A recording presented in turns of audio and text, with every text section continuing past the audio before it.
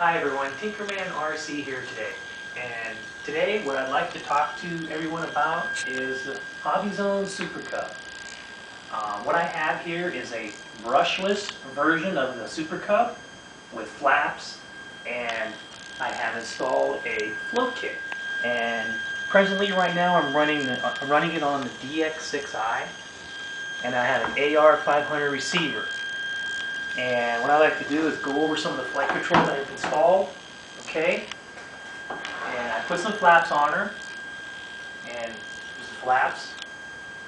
There's up, there's down, up, down, and I've got the aileron, left, right, left. Okay, one thing about the Cub that you've got to know about is when you do the aileron installation, you have to add rudder. You have to mix the rudder with the ailerons so that you can get a precision turn.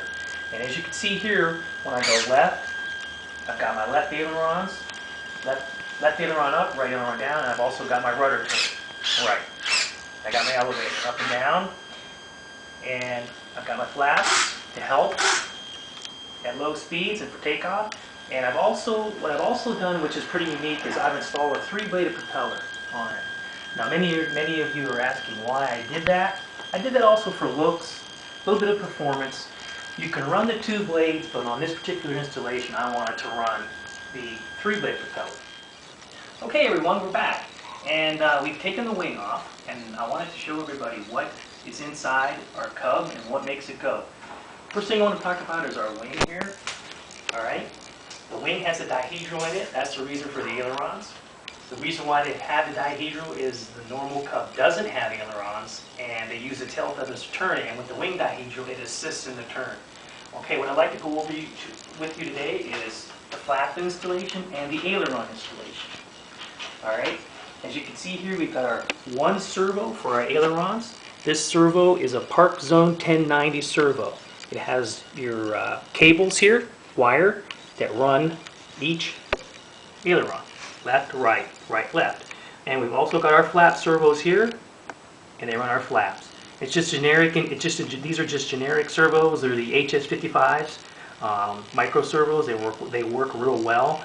We've got our splicer here and our aileron cable here that go into the receiver. On the fuselage side, we've installed our float kit.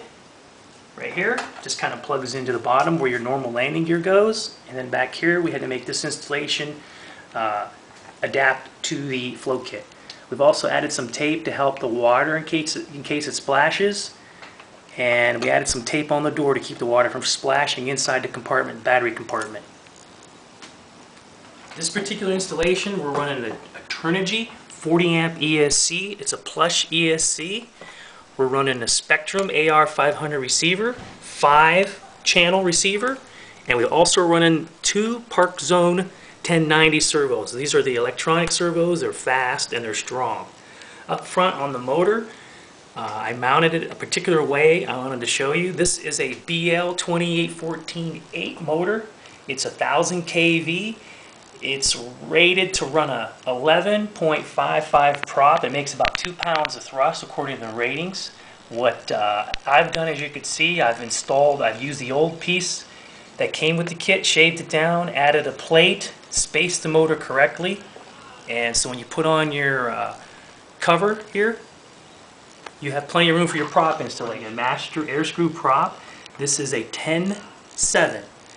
Alright, and the general rule is on the 3-bladed propellers, if it calls out for, this calls out for a 11.55 prop, they say step it down and go 1 pitch more, so I went 10-6. What we're going to do now is just give you some idea of what it weighs.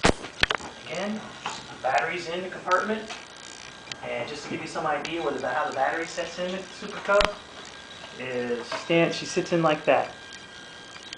Battery in the battery compartment, standing vertically with Velcro on the back side to hold it in.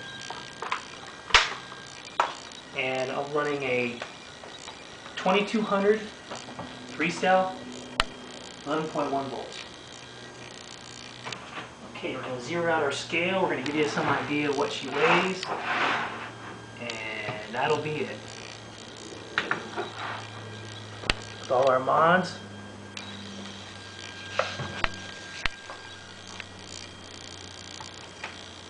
Okay, as you can see, the brushless Super Cub weighs 2 pounds, 5 ounces, and 5/8.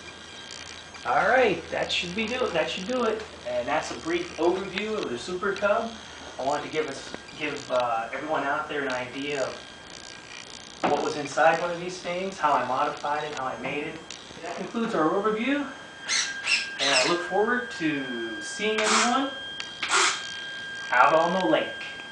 Next time you see her, we'll have her in the air and we'll give you the flight test video and see how she performs.